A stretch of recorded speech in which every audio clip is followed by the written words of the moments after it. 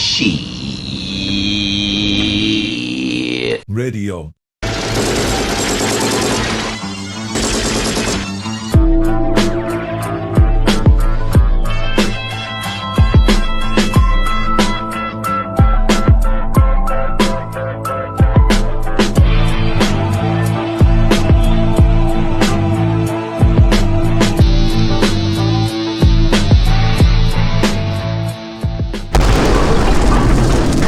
That's fucking great, man.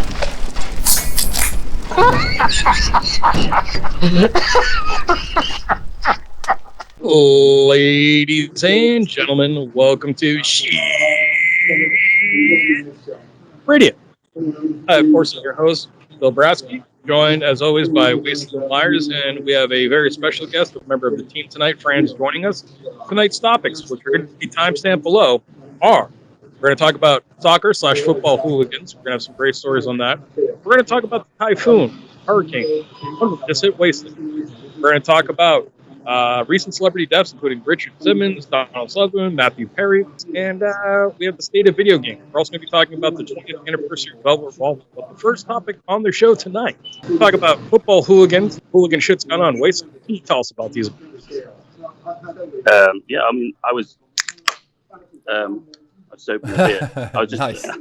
Sweet. I was listening to the Euros coverage, 2024 Euros in Germany, and I'd forgotten about all the hooliganism stuff in the UK, and they were saying that in Gelsenkirchen, the England fans were going to be targeted. They were playing Serbia, so they're going to be targeted by this sort of like new wave of like Serbian like hooligans, which are like ultras, and they're more like organized crime. And they're really, really crazily like violent, and they did actually get them. They kind of got some. I don't know if they were actually hooligans or just British English fans, but they went in and they fucked them all up. And these aren't these are like organized crime. It's different from like the hooligans in the UK. The ultras, they're more like proper really violent like criminals. They've got names like the headhunters and the grave diggers, and there's some guy called Ivan the Terrible who leads he kind of leads these groups. I was expecting Ivan the Impaler, actually. There's Ivan Bogdanovich or something, isn't it?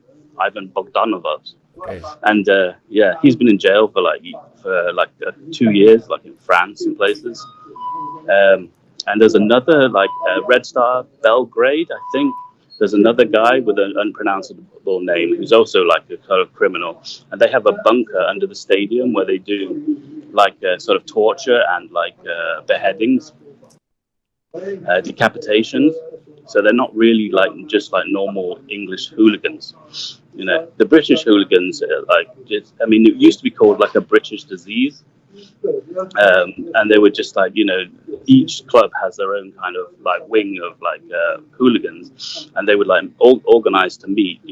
The away fans would fight with the home fans, and there's people there's Chelsea headhunters, and they used to give people the Chelsea smile. They'd cut the corners of their mouths as they caught you.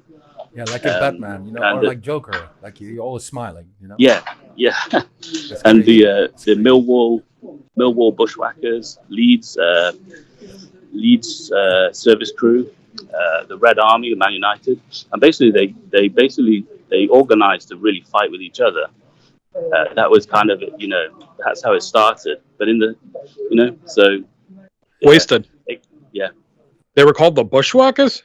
Yeah, I don't know why they're called that, but Millwall. Were they like Luke and Butch? London.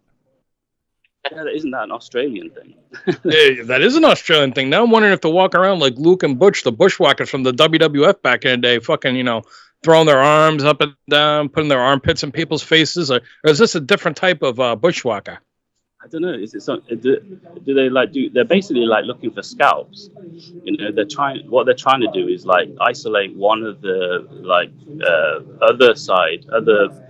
other side's hooligan sort of fringe, isolate them from the pack, and then they just give them a good kicking. You know, so and that's the problem is if you go to a game on your own, you've got to watch out like you don't hanging around with the wrong people because you'll end up into some weird fight that you didn't know you were part of.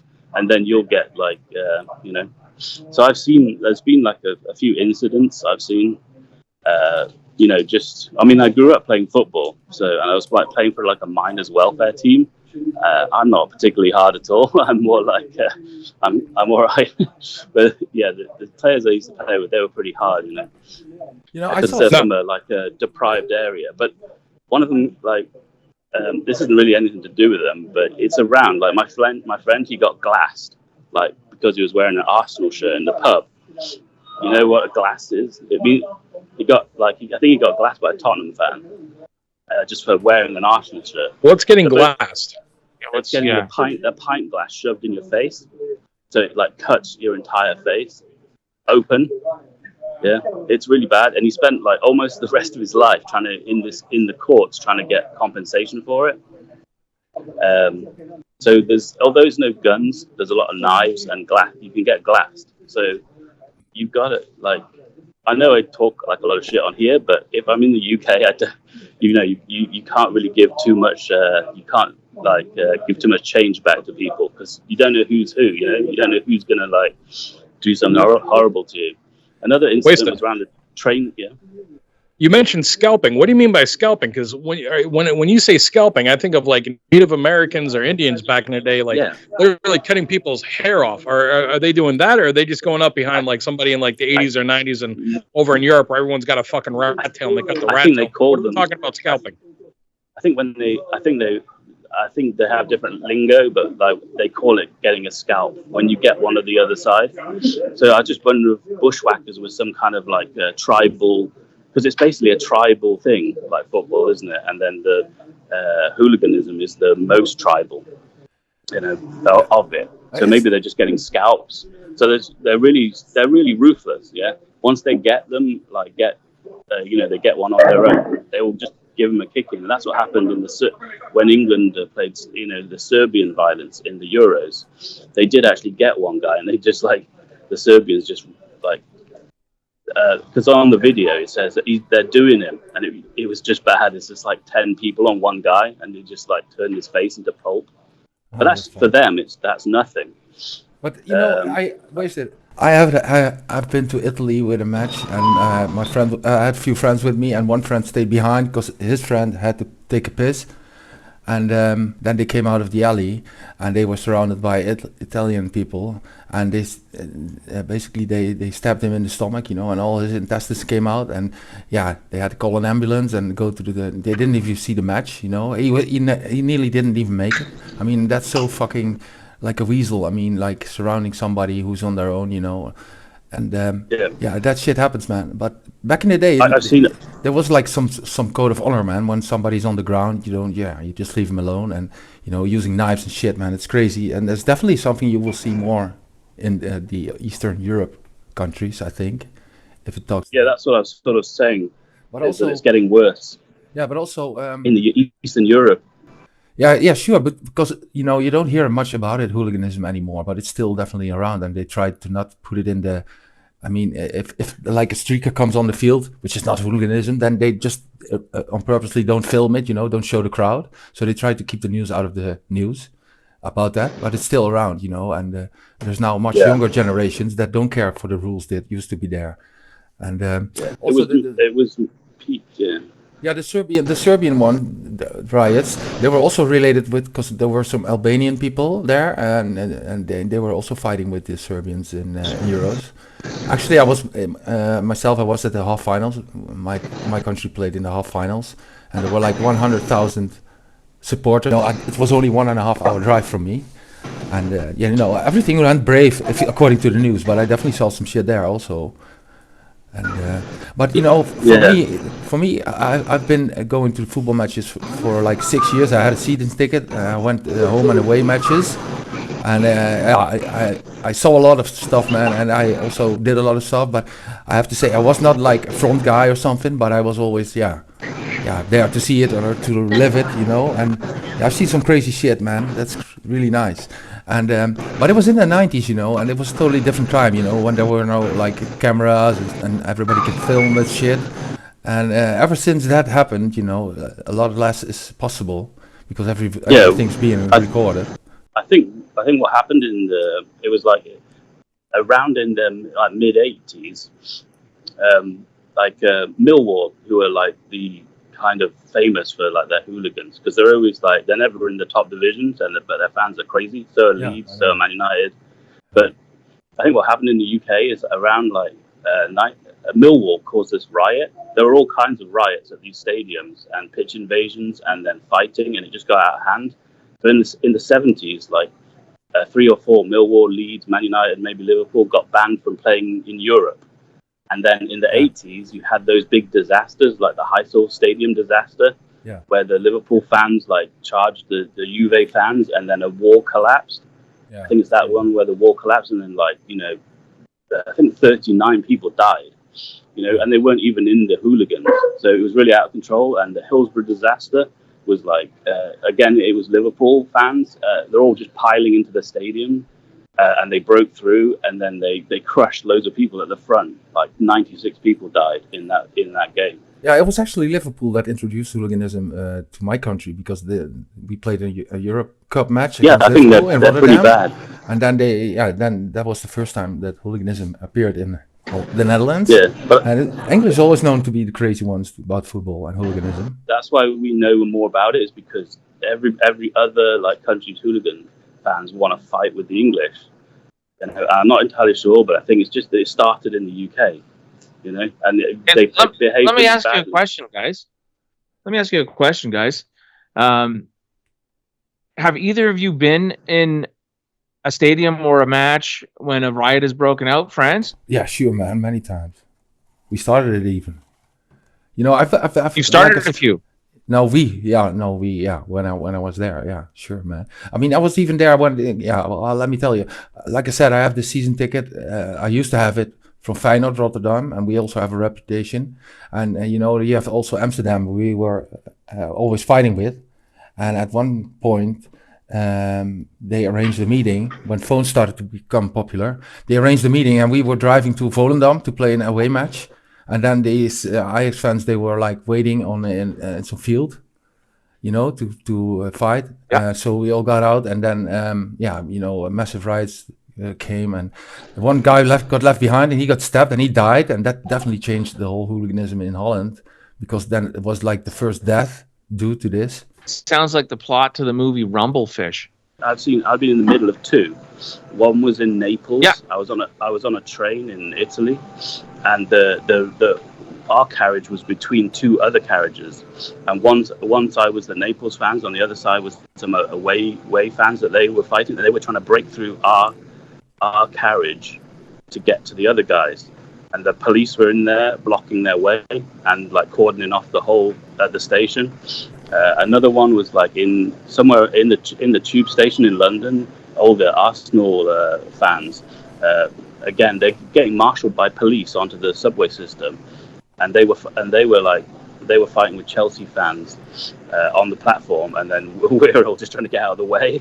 But the problem is they lose it and they can't tell who's who.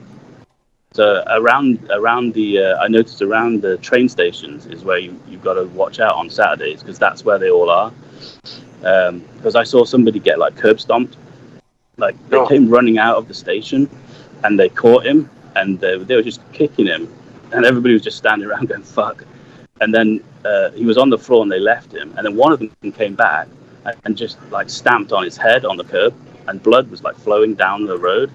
That was basically a riot at the train station in Naples. That was like it's pretty scary on the tube system, because you can hear them all chanting like down the tunnels and stuff, and you don't know where they are. You're just like, gotta get the fuck out of here. But normally there's no trouble about that. It's after the games.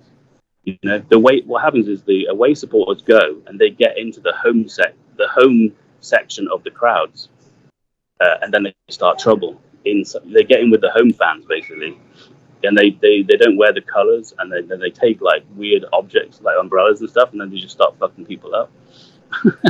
But Yeah, we just had the Stanley Cup. This is hockey. We just had the Stanley Cup final here up in Edmonton, and hooliganism is creeping into hockey as well. I mentioned the Oilers and their playoff run. Seemed like to be after every Oilers home game, there was fights happening between the visiting fans and the home team fans of the Oilers. So hooliganism is coming into hockey as well. I don't know. It's just, I think and we always reference it. It seems that it's just everyone's gone crazy now, and the world is a maddening place, and people are on edge, and people are angry at each other. So, which was once relegated to, it was always associated with English soccer, football, and then European, and then now it's coming over here because I disagree on that. I disagree on that because I'm a Bostonian, and I can tell you right now, growing up being a diehard Red Sox fan as I am, I can remember every time the Yankees would come up, Red Sox and Yankee fans would be fucking brawling in the bleachers, and this has been going on for fucking decades. I mean, it's kind of calmed down actually, but back in the 90s and early 2000s, I mean, dude, it used to be fucking brawls on the bleachers. Outside Fenway Park, Yankees fans and Red Sox fans used to fucking go at it. Now, maybe it's because the ticket prices are so high now, and it's a bunch of damn yuppies going to the games. You're not getting that as much. But it's been around American sports now for a little bit, too. Now, nothing comparably over to what's going on over in European football, obviously. My question to the Europeans on the show, since we have Frans and we have Wasted here, so we can learn something, we can figure out what they're experiencing and what their knowledge point is. With all the illegal migration, and maybe it's not illegal because the EU wants these people there, but with all these people flooding in from these Middle East countries and from Africa, do you think they're going to become football fans, soccer fans, and do you think they're going to partake in hooliganism? How are they going to, are they just going to take it up a notch? Are we going to go from, a bunch of drunk assholes curb stomping people and getting in fist fights and breaking glasses and pints over people's heads to, people doing like Sharia law shit, and there's going to be beheadings at games, or fucking people blowing themselves up with backpacks. I mean, that's my curiosity. Are the fucking insanity from Muslim countries and Northern African countries where they take violence to a level that is not normal in Europe or especially North America is going to get more insane? And that's kind of something I could see happening. I really would love to hear first Fran's take on that, and I'd like to hear Wasted's take on that. Yeah, well, I think those guys, you mean those, how do you say it? Refugees or whatever you want to call them, they're usually into fighting sports, man. And you can already see it because there's also lots of riots. We have this professional kickboxer who's playing games, and there's this Turkish guy that's also pretty famous. And, always after the matches, there are riots going on there, chair throwing and stuff. But they often, these people are not that much into soccer. Well, in my experience, they are often in karate or whatever fighting game you can imagine, so yeah, you typically will see them more at those things, not really football.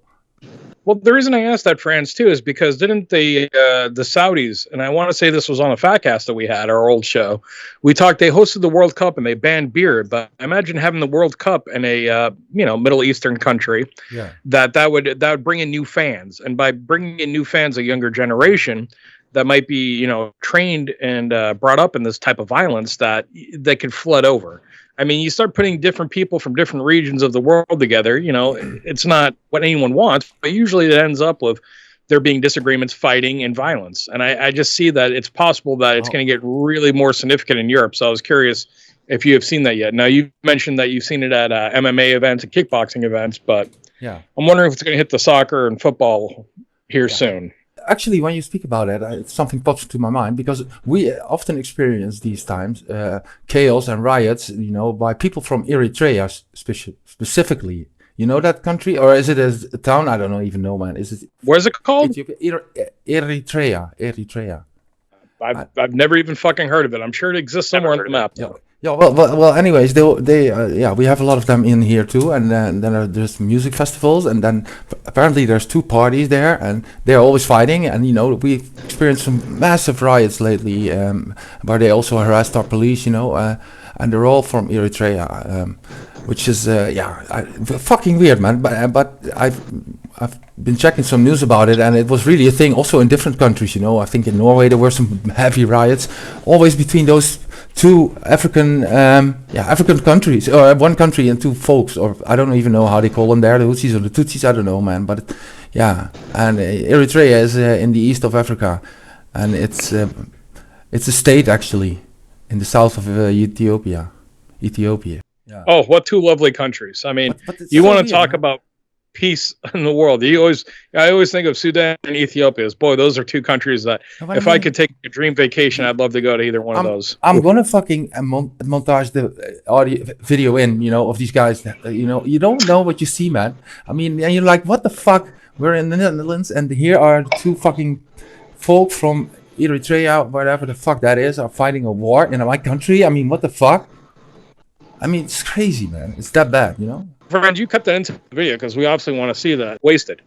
You damn dirty man, you. I know you've already had a few in you. It's only 9 o'clock in the morning where you are, but you're a trooper, so you've already begun punishing your liver.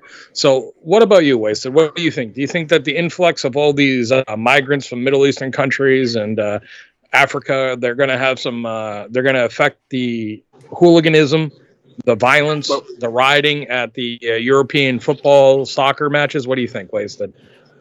Well, I think, for a start, in the UK, all these clubs like Liverpool, Man United, they have a worldwide global following. You know, in Saudi Arabia, in all these Middle Eastern countries, in Southeast Asia. So, and like clubs like in London, like Arsenal, Crystal Palace, Tottenham, a lot of their fans are like Asian and black. Actually, I mean, I realized the other day is the reason why England are actually good at football now is because of immigration. so only these clubs Yeah. in England. But in the 70s, the point I was going to make is that in the 70s is in the UK is there's a big component of racism to hooliganism. Like the neo-Nazis are often really the sort of ringleaders of the hooliganism. So, like, the first player in the UK was a black player was 1978, and he got loads of abuse. And even in the 90s, like the England left back, there was a funny story about Ashley Cole. There was one guy who like took out a season ticket at Chelsea so that he could like racially abuse Ashley Cole for the whole game, like every other week, you know. So there's a lot of racism. So I don't know if they would actually fit, you know. I'm sure there are like Arsenal fans that are like pretty tasty, and maybe there are some in the sort of kind of lower levels of the hooligans network. But I think that because of the neo-Nazi thing, I don't think they'd actually be the ringleaders of the. But they might be getting, like Fran said, they might be getting better at fighting, you know. But I've noticed that like Chinese and the rest of the world, they don't like to get angry, and they don't actually like to fight because it brings shame on their family. So it's a kind of mixture. But once they've been in England for a while, they could. So I mean, I almost got into one of these hooligan gangs because I was like, we used to like drink all day and then go to a club, and we'd go early, like 7 o'clock, so we could get in because we were like underage probably. I was just like, I could barely walk, but I could hold it together to get through the door. But once I was in the club, it was obvious that I couldn't like stand up or like order a drink properly or whatever. I was just like hammered at like 7:30. I got thrown out of the club, and somebody else got thrown out of the club. And he was worse than I was, but he was really, really angry. And he was like, come with me, you know. And he was just telling me like he was this like hooligan, you know, and you know, you've been drinking all day or whatever. And he said, let's go window bouncing. So he went down the high street. And he was running at all these windows along the shop fronts and bouncing off the windows, yeah. And he also said, "Let's go." You know, he wanted to go like hunt Pakistani people, you know, give them a kicking. And I was like, Jesus Christ, who's this guy? He's basically a hooligan, right? So I was like I was going to the bus station trying to get away from him to go home, just get away from him. And he was saying, you got to come on Wednesday. You got to come and meet us down this pub, the Stand. I think it's the Stand. It's a Stand pub. You know, we're gonna kick off. You know, it was a midweek game or something. And I was like, yeah, sure, I'm sure I'm going to turn up, right? Right now, the only thing, Wasted, I'm picturing is basically that you're Malcolm McDowell as Alex DeLarge from A Clockwork Orange. That's this whole time you're telling the story, I'm just thinking you're Alex from fucking A Clockwork Orange. I was more like Dudley Moore, but I was just trying to get away from him. Yeah, he said meet on Wednesday, and I was like, sure, yeah, I'll be there. We're both completely obliterated. There's no way you're going to go to some kind of like hooligan fucking fight or whatever it was. And but I completely forgot, and I was in town on that Wednesday, and I was walking along, and he was like, hey, yeah. I was like, I turned around, he was there. He was like, and I was standing outside the stand, and he said, come on, let's go. And I was like, I'm gonna have a look. I looked in, and it was basically like the whole bar area. There was an upstairs, and he grabbed like these glasses and bottle beers, empties, and went up. And there were two rival sets of fans. One was in the main bar area on the ground floor, and then there was another load on the top, and they were just throwing pint glasses and beer bottles at each other in this kind of like war. And I was just like, fuck this. So I just ran to the bus station, ran to the bus stop, and just got on it before he could like notice that I was there. There's no way I'm going to get involved in some weird. But everybody there was going to get arrested or have like a criminal record. So, but that was pre-game. They'd found each other before the game, like the midweek game, like probably starts at 7:30. And like growing up playing football, there was everybody like in all the teams. Everybody was like, you're either a hooligan or a gambler, you know. And like if you're in work or in a job, somebody come and talk to you, and they were always really leery, like maybe like long hair, and they'd be like, and then they'd go, and then somebody come up behind you and go, he's a fucking hooligan. Don't talk to him. But everybody was also, you're either a hooligan or a gambler. When I was growing up, everyone always said, because I was Irish there, they said you're going to be a criminal or a cop, and you're not a cop. So The Departed. It's from The Departed line. I'm definitely not a gambler. Kind of like in The Departed. is that from The Departed? There's some line like that. You know what? You know.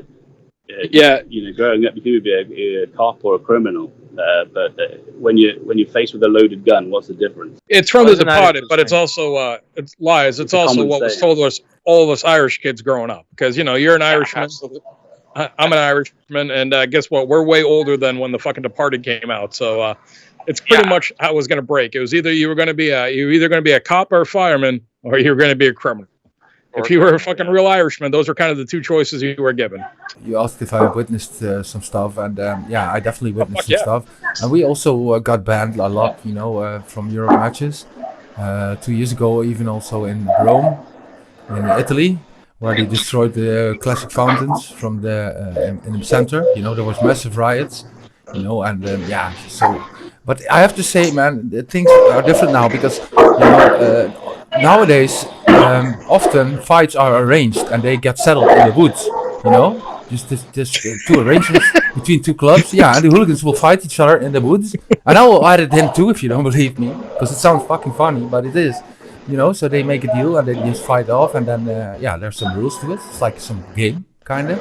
That happens a lot now. When I was reading about it, they've started like using the internet to live stream the fights that they set up on Instagram or like TikTok. But you know, if you now do something, you will get banned for life, you know, from the stadium. So yeah, that's fucking hard. But you know, there's no checkup for these stadium bans. So like, if my club Feyenoord plays in another country, you know, people just travel there, and it's all about your city, protecting your city, you know, or.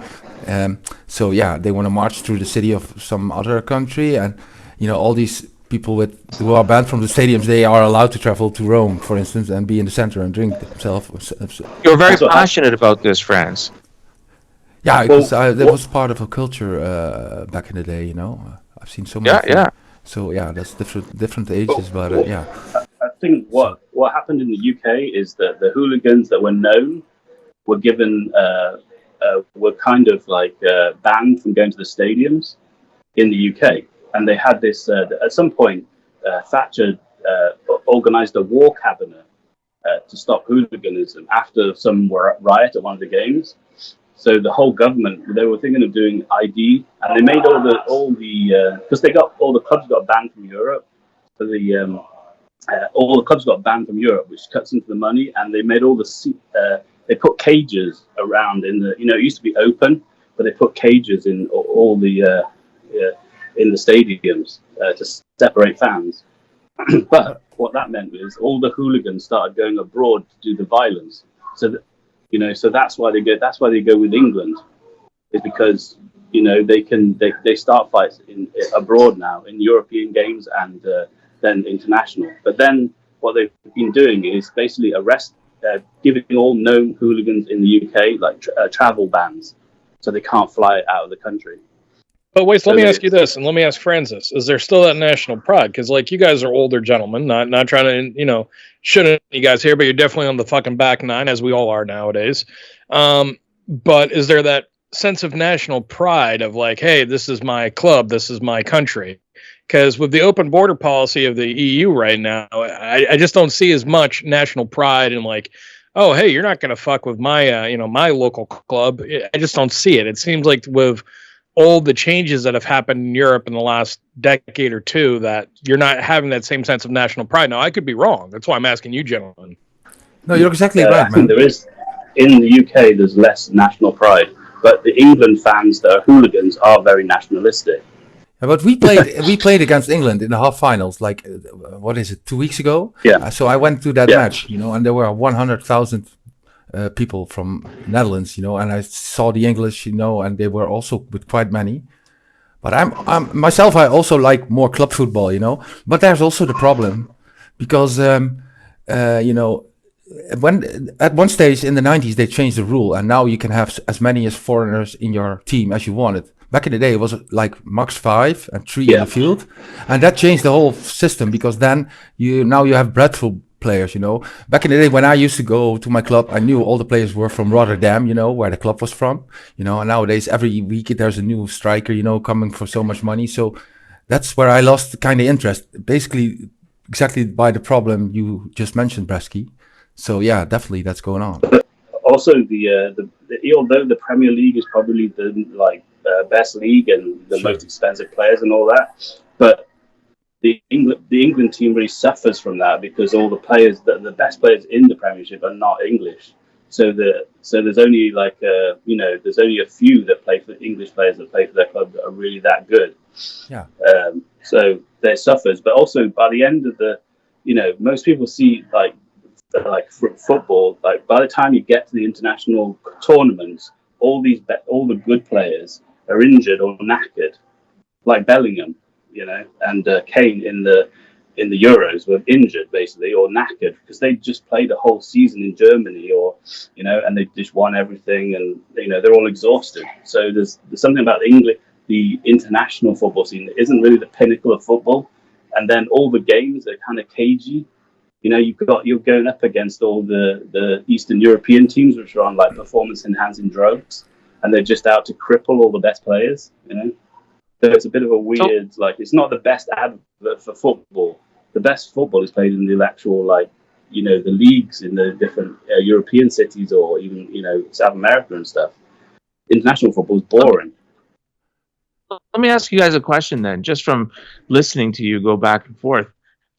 Frans, you'd said that when you were growing up, all the players on Rotterdam were from Rotterdam, and Wasted, you're alluding to that too, especially with the Eastern European. So is it on the clubs, they're more of a local club, including the players? I mean, I understand the fans and everything, but the players are also from that certain area, or majority of them were at some point. Does that change now? Yeah, it is. Because if you have a talent, he will be bought away by some other club, And so, and you have also, we all have a youth team, and sometimes people from the youth skip over to the bigger team, but you can only have them for 1-2 years. But if they have talent, they will be bought away, So, and that's also, you have to have your own players. So I think there's maybe only 2 people from actually Rotterdam in our team right now that actually come from there.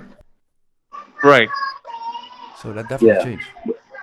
Well, what happens is in the UK, they come through the youth system, through into Chelsea, and then players like Frank Lampard become the image of the team, but he's the only person that's really, sort of from, playing for his home club or whatever. Yeah. And the problem is that if you're actually an English player and you're a good player, you're generally your price is probably double. to buy. So they often get sold off for the money. So if you're not in the top 6 clubs in the UK, as soon as one of the players comes through that's good, homegrown, they will get sold for a lot of money to like one of the big 6. So they all end up like Southampton's feeder clubs, like clubs like Southampton. They have really good youth development, so they're all from the Southampton area, and they develop these players. And then when they get good, they sell them off, so they don't really actually play for the club. And then some of them never really can break into the top 6 because they're in. What you're saying is these soccer clubs or football clubs are basically like slave owners, and they just auction off players. So we're about 40 minutes into our hooligan talk, and right now, I hope our international audience has really enjoyed it. I know Frans and Wasted have shared some wonderful, wonderful stories about what happens in hooliganism. If you guys have anything else that's really interesting, now would be the time. Instead of that, we're going to move topics here.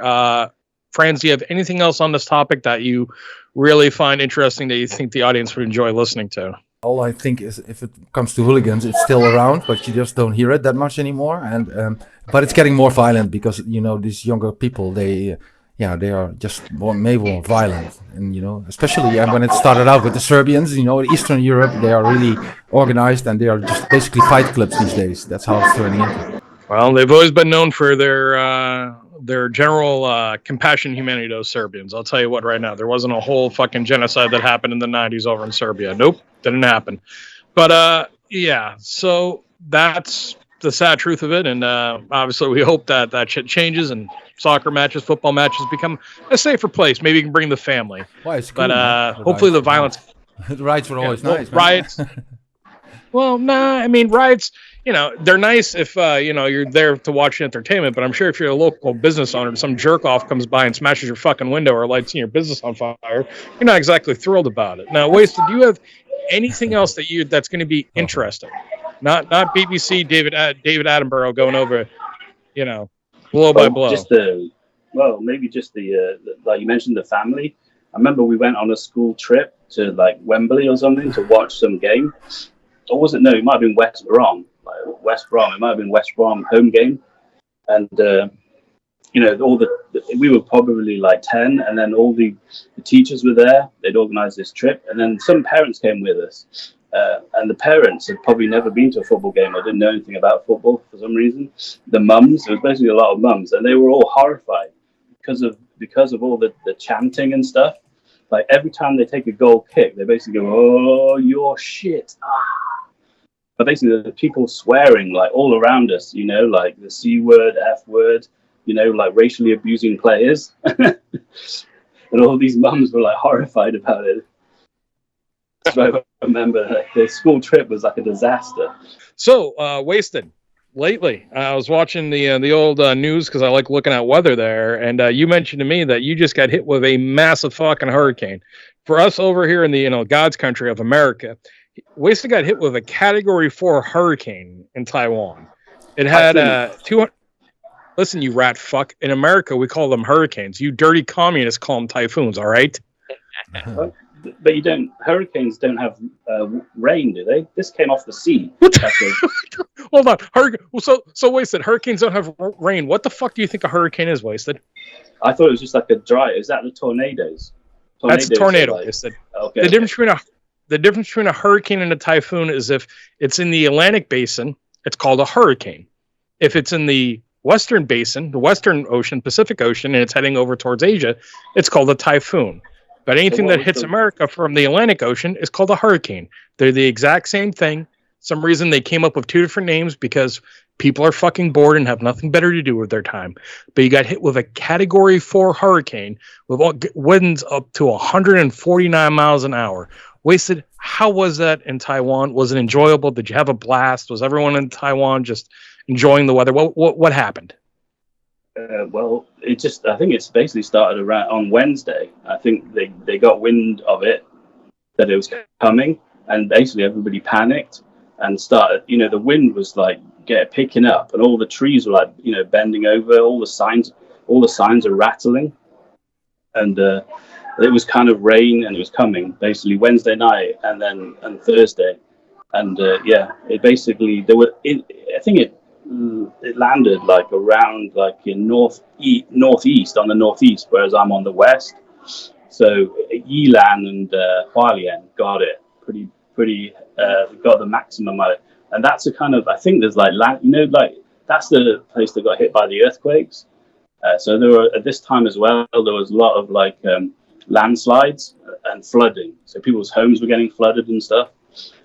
My balcony was trying to flood. But yeah, it was really, I noticed it by going to the supermarket, and there were people just like were taking all the frozen food because they shut down everything. Schools, work, the stock market, all the flights were cancelled for that sort of Wednesday, Thursday at least. So people were like stocking up. So everything was cleaned out. No deliveries were coming in. So there was no vegetables, there were no eggs. So I just bought a bottle of whiskey. Toilet paper. Yeah. Hey, I don't know. Wait, do you know why they always give these hurricanes or typhoons or whatever the fuck you call them, the wet ones, why they always give them female names? Yeah, well, this one's called Gaemi, isn't it? Yeah, they give them female names because when they come, they are fucking wet and wild. But when they're gone, you lost everything. Yeah, they're so common here. We get like typhoons all the time, but this one was just a big one. It's so popular. The typhoons come so often. They've got these brands called Typhoon, which is like pineapple hoops, in syrup. So in Taiwan, one of the things that they've got is pineapples. And one of their biggest like exports is like this tinned pineapples. So they call it Typhoon. But yeah, it's pretty scary, because the wind blows the rain like horizontally. So you have to shut all the windows, otherwise the rain will actually it flooded my. One time I was like here actually, and I left. Were you my stranded back. in your house, wasted? No, I was like out here. And I forgot to like shut the mesh glass window and the back door. So when I got back, the rain had blown in and flooded the utility room. Right. But there's a lot of like irrigation around all the buildings, and all the river, the stream running down to the river. That was really rushing. It was mostly people just like getting blown over. You can get blown over, kids and elderly people. The wind is very strong. Are hurricanes or typhoons common in Taiwan, wasted? Do they happen often? Taiwan? Yeah. I just explained it. No, I understand that. Yeah. So I do know one place where they're very common is in the United States, and I think we're getting into hurricane season now, and we have a very special correspondent tonight with an update on the Atlantic hurricane forecast. I'd like to welcome in our old friend Willy. Willy, how are you? Oh, hey guys, how y'all doing? So I'll tell you what, man, ever since I left Best Buy and I've been day trading, doing some stocks, doing that meme trading on the things, man, I'll tell you what, Willy's got to learn. Willy's learned a new trade too. So to fill my spare time, I got into meteorology. So now Willy's gonna tell you what the weather forecast is for the upcoming 2024 hurricane season. So right now, I've been looking at all the Doppler radars. I've been looking at the Euro. I've been looking at the GFS model. I've been looking to see what's going to be coming. Because I saw what happened with Hurricane Beryl, and I don't want that to happen to you people. Willy loves it. Willy doesn't like when hurricanes hit people. Because hurricanes hate people, and I hate hurricanes. But right now, Willy's using his Doppler 3000 machine right now. I bought it when I was the head of the Geek Squad over at Best Buy. And I'm looking, and I'm seeing some hurricanes brewing. I'm seeing them coming up right now. So here's Willy's forecast. All right. Right now, I see that in Aruba, Jamaica. Oh, I want to take you to Bermuda, Bahama. Come on, pretty mama. Key Largo, Montego. Baby, why don't we go to Jamaica?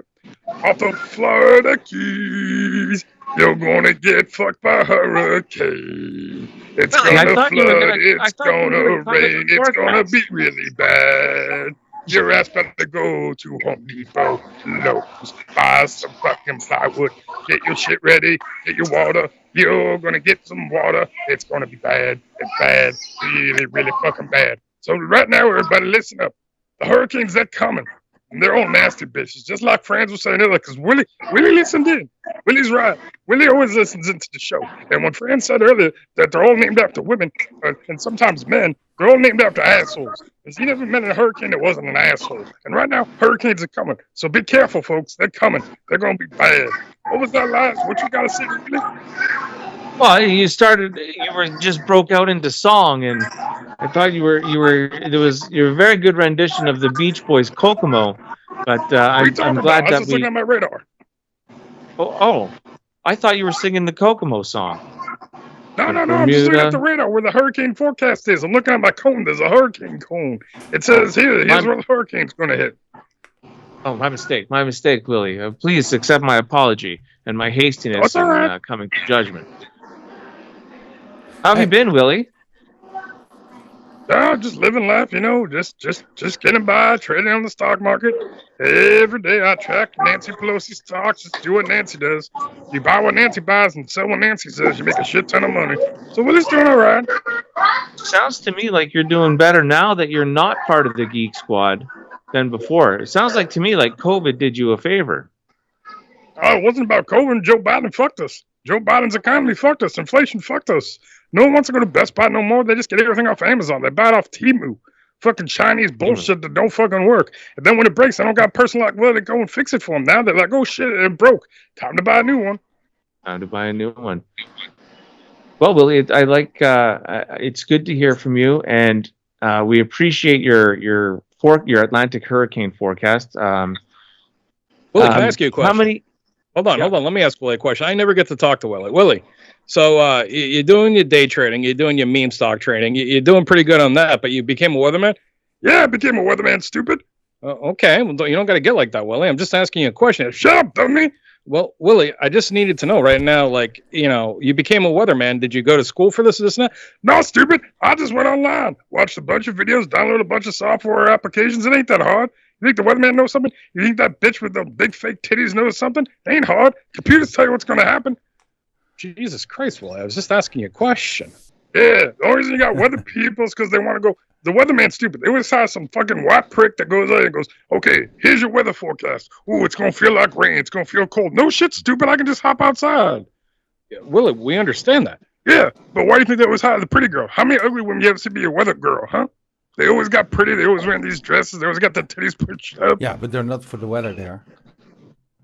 The weather was the best part of the news growing up. I'll give you that, Willy. I mean, you're bang on with that. It was good weather. Yeah, it's not like the rest of the news where they can just report something wrong and no one cares. Weathermen could be wrong. Weathermen tell you, oh, there's a 50% chance of rain. You tell me there's a half a chance it's going to rain, and if it doesn't rain, you're covered. You don't got to worry about it. Willy, that's an interesting point you got there, pal. Well, we appreciate having you on. We're hoping you do well. It's nice hearing from you. I rarely ever get to speak to you because you usually don't like it when I'm on. Yeah, because you're an asshole. Wasted. So, do you also sometimes have like these hurricanes that they do, or typhoons, whatever the fuck you call them, that they cause tsunamis? Like, when there were some big ass tsunamis in Japan, I remember, and they were like fucking crazy. And actually, I also heard the story about sharks, coming to the coast full of cocaine. Have you heard about that? Full of cocaine, yeah. Yeah, I saw that story the other day. Yeah. Well, hey, listen, I got to get going, boys. You got my weather forecast. I already told you what you got to watch for the hurricane season right now. So, all you guys can go. Fuck you, Brasky. Bye. See you later, Willy. Thanks for being here. Yo. Bye. See ya. Good luck. Jesus, what the hell did I do to that fucking guy? What are we talking about now? Sharks on cocaine? That sounds fun. Sharks on cocaine, man. Wow. The cocaine's coming from where? It's like seeping into the shark because there's so much cocaine in the water around certain areas or something. Yeah, that's like these sharks. These just eat the cocaine. Or there's like so much cocaine being dumped in the sea or on famous roads, or how you say it, famous routes like the Silk Route you had back in the day. And obviously those are popular places where, often the police come or they just dump the shit in the water, and try to later catch it up again. But apparently, there's so much cocaine in the water now that sharks, they basically get in touch with the cocaine due to there be so many. So, that's fucking insane, actually, if you think about how big the ocean is and how much cocaine do you have to dump in there to have a shark with a white nose. So, let's clarify a little bit here. Scientists with the Oswaldo Cruz Foundation tested 13 Brazilian shark-nosed sharks who all tested positive for the drugs. And 12 out of the 13 sharks also tested positive for benzoglycodine, cocaine's primary metabolite. So, you know, he said, Heard, during the research, Heard said that the sharks were tuned up and that they were on full alert, ready to go, looking, which is typical of anybody on cocaine. Now, they asked about how dangerous this could be for humans, right? And this is kind of interesting because he said the sharks will be more of a danger to themselves than people. And he was quoted as saying, if cocaine made sharks hyper and didn't put them to sleep, my personal belief would be that it would make them much more skittish. And the loud noises, things like divers in the water splashing, all that kind of stuff, it's actually going to drive them away because it's going to act as a deterrent. So, with that being said, should we voluntarily be giving sharks cocaine? Because it will stop shark attacks in a weird roundabout way. Yeah, they'll lose their appetite a bit, maybe. Yeah, they definitely will. A little bit. They won't eat for days. I've seen the movie Cocaine Bear. I saw what the fucking cocaine did to the bear, which is based on a true story. You're going to tell me, like, hey, let's go find a great white shark and have a fucking sniff an 8-ball. I mean, could you imagine Jaws if he was out of his fucking mind, cranking up like fucking Genesis or fucking Huey Lewis in the News? The orca would have been gone within the first 5 minutes. They all would have been dead. Roy Scheider would not have fucking made it off the goddamn boat. Captain Quint would have been dead within 30 seconds. Giving sharks cocaine is a fucking horrible, horrible idea. Now that these bastards are all fucking zooted out of their goddamn minds, floating by, all skittish, all nervous and stuff, anything they're going to see, they're going to fucking attack. This is just to keep the public calm. Once you got these fucking sharks out there all coked out of their mind, coked out of their gills, literally, this is a bad thing. Well, I mean, cocaine itself is a bad thing. You know, giving a cocaine to a shark is going to be like giving Ambien to a sloth, right? So you have no idea on the effect, and it might make them no different than what they are. So, but I have a question: is this all just a psyop to maybe a possible sequel to Cocaine Bear and have Cocaine Shark? I mean, could it be? I mean, I wouldn't put it past the powers that be these days. Everything is crazy. You think Hollywood's that lazy that fucking Michael Bay's out there just like, all right, boys, let's buy a couple tons of kilos of coke and we'll drop it off the coast of Brazil. We'll figure out this movie. Someone get me fucking Megan, whatever her fucking name is. Megan, what's her name? Meghan Markle? No. The fucking slut that was in the Transformers movie. Fox. Megan Fox. Megan Fox. Yeah, we'll get Megan Fox to, fight these fucking things with Jason Statham. It sounds like they're just trying to make like the Meg 3. This time the fucking Meg's high on cocaine. But the reason it's crazy, man. There is actually so much cocaine and drugs in the water. I mean, often it happens in here that on the beach there will be some people find stuff, that's coming to the shores. And yeah, lately they found like fucking like a few weeks ago somebody found 1 ton of cocaine on the beach. I mean, fucking crazy, man. I mean, can you imagine how much it's being dumped in the sea, either confiscated or, it's crazy, man. I can just see Charlie Sheen outside his beach house right now. The authorities out there be like, Charlie, what the fuck's going on over here? We see all these sharks there attacking people. We tested the water, and they're all fucking cooked out of their mind. Charlie Sheen going, oh, dude, no worries, man. I'm just trying to make a new Jaws movie. I'm doing a Jaws remake. I mean, I'm telling you right now, the fucking ocean water and the groundwater by wherever Charlie Sheen's house is, everything's got fucking cocaine in it. So if you're anywhere in the LA County region right now, stay out of the fucking water. Charlie Sheen's doing so much goddamn coke right now that these fucking sharks are coked out of their fucking mind. And Hollywood, Spielberg, and fucking Charlie Sheen, they're going to try to say it's just a Jaws, remake movie. But they got these fucking sharks out of their mind on cocaine. They're going to attack you. They're going to fucking eat you, okay? Yeah. Sharks eat people. That's what they do. Yeah, I suddenly visualized. So I heard a story this week. I don't know if you guys heard it. I heard it briefly in passing. And a shark off the coast of Australia bit a surfer, took off his whole leg. The surfer went to shore, was getting attended to by the lifeguards on duty, and the guy's leg washed up. Oh. And they managed to put they found the leg and they rushed the guy to the hospital and they managed to attach his leg back. No Did you guys hear that story? No. crazy. No, but sounds absolutely fucking horrifying. No, it's terrible. I mean, Yeah. Imagine you're the EMT sitting right there. You know, you're trying to bandage this guy up, stop the severe bleeding. Obviously, you're like, oh my God, the guy's going to bleed out. Meanwhile, your EMT buddy next to you goes, hey, Jim, hold on a second. What? I think that's his leg right over there. But do you know these images of seagulls or other flying animals on the seas? They cut them open when they die and they find all sorts of plastic in them. You know those horrible images, right? From disposal in the sea. So I can now imagine that they cut up a shark and then they find these nice bricks of cocaine all numbered, and stamped in the stomach. Shit. Well, does this mean that the cartel's going to go to war with sharks? Yeah, man. Maybe they will have like radiographic controlled sharks. I don't know, fucking know, man. But it's insane if it comes to this, man. I mean, cocaine is fucking expensive, and now you can find it on the bottom of the sea or at the beach when you're having a holiday or in your local shark, man. You know, shark fin soup? I'm gonna fucking order it, man. Maybe I'll get high for free. You never know. Yeah, we're gonna be wondering why fucking Fran's next trip is down to the coast of fucking Africa or Australia. Frans, why are you going down there? Just going down there to go scuba diving. That's all. Oh, it was in Germany they found it, man. I just posted a picture. I will share the message. But yeah, it's crazy, man. If you find like, how the fuck, man? I actually have a friend. Sorry, I have to go on to about cocaine a bit.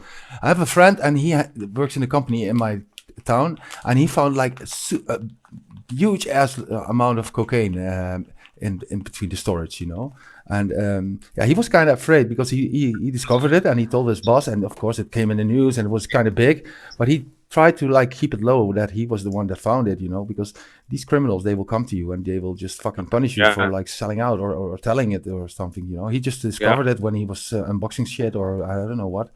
But yeah, it was like a big sum, one of the biggest ever in Holland. I have never found anything, let alone a huge warehouse or locker or duffel bag, whatever, washed on shore. I've never found anything. I think one time I found a $20 bill and my dad thought I took it out of his wallet. I mean, okay. I mean, nothing, man. Let alone like imagine you're on vacation in, I don't know, Germany, and you find a duffel bag full of cocaine. I'm with you, friends. I think I'd try and keep it low. I think I wouldn't even touch it because I don't want to get killed, right? But just the fact that you can tell your circle of friends that you found it, I mean, they probably won't believe you. Or even, all these people finding things, and yet they've never found DB Cooper or his money, right? He dropped, what did he, like $250,000, $400,000, something like that out of the plane. And they presumed some of it was found by that little girl, but the majority of it was never found. Imagine finding his money, like anything, man. It'd be great. FrAnSaD, you were going to say something. Yeah. You have a question? Yeah, I was just curious. Is Hunter Biden going to be hosting the next Shark Week on the Discovery Channel? Mm-hmm. I don't understand that. The Great White suddenly got a new dimension, right? Now I get it. Yes, of course. Hunter Biden and his cocaine. Yeah. Only to be hidden by Joe. So Shark Week. Well, who was on Shark Week this year? It was just on. It was hosted by John Cena. So we can go to John Cena to Hunter Biden. There's quite a few similarities between the two, I think. Are they not? I don't even know if there's no sharks here because I'm landlocked, but I don't even know. Great whites are very mysterious. I have no idea. There's a shit ton of them by me now. There never used to be, but all the seals moved up here about 20 years ago. Yeah, I was watching something this past week on Shark Week, like I said, and they said they've migrated to the North Atlantic. And they're dude, they filmed Jaws back in the day off the coast of Martha's Vineyard.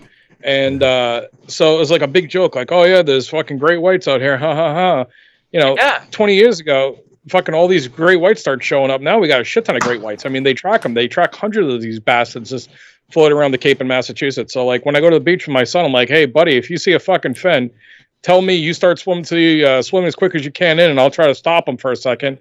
I want to fucking have to try to pull a tackleberry on the goddamn shark in the fucking water. But I don't know if that's gonna work. So I mean, I guess if you're gonna get into a fight with a shark, I guess the only thing you do is punch him in the nose and try to poke him in the eye. But you got to be worried about it now. Every time I go onto the beach, they swim real close to the shore too. So I mean, they actually have canceled days at my local beach here because of great whites. Because like, oh yeah, we saw a shark fin about a half mile out. It's like, fuck. And these ain't little sharks. These are great whites. I've been to Virginia once, and then there was a shark attack when I was there on the beach, and a kid got killed by a shark actually. Well, that's the same day. It's crazy, man. If you hear that story, it's really crazy. Virginia. Virginia Beach it was. Yeah, like it maybe 20 years ago. It's on the news. It's still you can still find the article back. That was crazy, man. I was on holidays there, and but yeah, nowadays these sharks are just fucking junkies, man. They're all addicted, and they need to travel to South America, I guess, to the cocaine-producing countries and settle over there, so we don't have to worry about them anymore. Well, I think that covers the whole sharks on cocaine topic, which, wow. The next topic of tonight, we're going to be talking about the state of video games and the lack thereof. I'm a video gamer. I know Frans is definitely a video gamer. Wasted, I know, is a video gamer. I got to play some Grand Theft Auto Online with Wasted. It was one of the most interesting experiences of my life. I know Liars also partakes in video games. But we're going to talk the state of video games. Right now, I guess my point of view on the matter would be that there's really nothing new. I know we're getting the GTA 6 second trailer supposedly dropping in August. Maybe this show will be out probably after that. So we can't really comment on it yet. We pre-record the show, but instead of that, there's nothing really new. That's also not new. GTA is not new also. Yeah, but it's something, at least overhyped. You're probably right, but it's something different. I mean, right now we've just been getting Call of Duty games left and right. We've been getting, the 2K series, be it for baseball, football, or baseball, basketball. We get Madden with football. They just came up with the college 2K. They got that stupid fucking game that all the kids play. What is that? What's the one that all the kids play nowadays? Fortnite. And every game wants to be Fortnite these days because they all want like a paid service thing, where they give away the game for free, and that's the biggest problem. But also these companies like the company that makes NBA, NBA 2K, 2K games, they bring out a new game every year, but they only change the roster and some colors, and they fucking easy money, and that's also fucking scam actually, so people don't accept that anymore, that's why this crisis is going on, and there's just no money for these big budget games anymore, It's getting harder in the They've industry. lost their creativity. Yeah, also that's the thing. IP. I mean, even like sequels. No, well, name something. I mean, the last new IP that came out that I was blown away of was when The Last of Us came out. Now, granted, I think The Last of Us 2 is a fucking abortion of a game and destroyed everything that was great about the original Last of Us. But then you had The Last of Us. You had Red Dead 2, which I know is a sequel, but it was significantly better. It might be the greatest video game ever made compared to Red Dead 1. And even Red Dead Revolver, which is past that. But I mean, there's really been nothing. Even Metal Gear now, you don't get any new Metal Gears. The last new Metal Gear came out in 2015. Yeah, so I mean, we're not getting any new games. Yeah, but these days, also a lot of companies want to be like Elden Ring. That's like it became Game of the Year 2 years ago, and it was like not a different genre, but it was the Souls genre they call it. And where you lose your health when you die, and certain rules are applied to it. And there's a lot of those type of games coming out, and RPGs. I mean, Baldur's Gate, I think, one last year. They're all RPGs. So I think the focus shifted to more RPGs, and being online. But yeah, I agree, man. I definitely need a new IP. And Assassin's Creed is also like milking cow. It's like Team Brazil with GNR. They're milking like fuck. It's just crazy, man. I hate it. And they're charging fucking $100 for a game. And if you buy it in the pre-sale, you can pay 20 more and you get an extra level. You can play 2 weeks before, everywhere. And then there's the loot boxes. You buy a game like NBA, and then in order to unlock stuff you already paid for, you can buy stuff to unlock it faster. I mean, fuck off. And the subscription services keep upping their cost. I mean, PlayStation Now, which used to be dirt cheap, used to be able to get it for like $60 for the whole year, and you get everything with it. But now that's gone up substantially, and it's way higher than that. And now there's different tiers. And Game Pass, which used to be the best deal on video gaming, has gone all the way up to $20 for their Ultimate package. I mean, everything now is becoming a subscription service where you're just getting DLCs and add-ons to games that already exist, or they're just expanding into sequels. And there's no creativity. There's nothing, earth-shattering. There's no new game that's like, wow, this is a completely unique take. And all the studios seem to be shutting down. It seems like they're all going now to AI to create these video games. And as you were saying right now, Grand Theft Auto 6 is what everyone's really looking forward to. But what happens if it sucks? I mean, we don't know. Like, the graphics so far look really good comparatively to what we've been dealing with. What happens if the story is all woke? What happens if it doesn't have the humor? I mean, one of the things that makes Grand Theft Auto so great is that it has really good humor. It has great satire. And I don't know if that's going to continue on in the environment that we live in today. I do think so, but it's still Man, going to that's a be good- drive here, kill this one, drive there, kill that one. And I mean, everything is already in GTA 5. So what else can they add to make? I mean, the graphics can be cooler. I think it's way overhyped, man, and it's like already waiting for 10 years for it. I mean, come on, it's crazy. I just think I played too many games, and I started to recognize the kind of engine that they were using in the game, especially like first-person shooters, like BioShock and Dishonored and The Darkness, and all those. What's that one of us? Deep Space or Dead Space? It just looked like basically you're playing the same game with a different background, and maybe even Borderlands. Borderlands 2 is probably the last game I was just kind of playing like online. I noticed that I've seen some pictures online, and Fortnite basically seems to be able to take all these games, and they're basically Fortnite has all the outfits and kind of cyberpunk stuff from Borderlands 2. So a game like Fortnite is really flexible in terms of its background. So I don't know how many people are really getting into the new games. They're just getting these games which are so flexible that they can just morph into different. Each Fortnite has a different theme. Every season or whatever it's called. But the creator of Fortnite, Epic Games, they have this engine, that everybody uses, Unreal Engine, and they're now switching to Unreal Engine 5. And almost every game these days are built in this Unreal Engine. Yeah, that's the engine. Unreal Engine is, isn't it Gears of War? And I always see Havoc. Every game is Unreal Engine these days, man. And and I'm sure it was Gears of War and Havoc. The games where you're just bouncing around a lot, like Crackdown, I think that's Havoc. And I started seeing when the game's loading up, I would see the engine that they're going to use, and then you sort of feel like you're just playing the same game over and over again. But some games I like to play, repeat playing, I think BioShock, the trilogy of BioShock has a lot of depth to it. Dishonored as well, it's really good. It's set more kind of. I know, but BioShock was way. Second World War. Have you guys heard of a game called? Have you guys heard of a game called The Quarry? Yes, I have. I played it. I played it. I played the other one. There was another one, and it's kind of like a teen horror movie. I played what's the one that I played?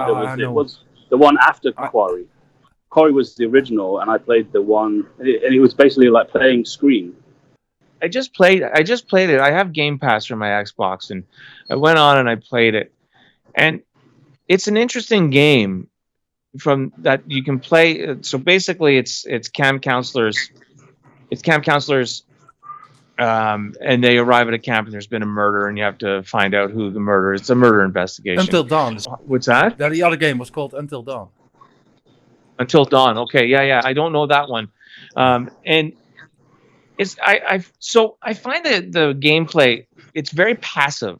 It's not action packed, and you're not going around killing anybody, and you're it's an interactive story.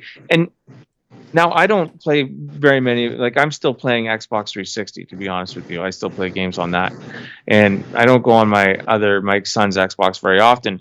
And is this a new type of gameplay? It's the second game I played on Game Pass. There was another one where you're a camp guy and you're overlooking the forest, and you have to make sure that the forest doesn't burn down for the time that you're up there. Yeah, but those are so is that? It's a new genre. They're indie games. Yeah. Well, basically, indie games are games developed by a really small studio, and sometimes they have really inventive gameplay. There's some fucking great jewels made with a small budget, not AAA titles. And they call them in general AAA games, but narrative story-driven gameplay is also a genre, and it's not that's very popular nowadays.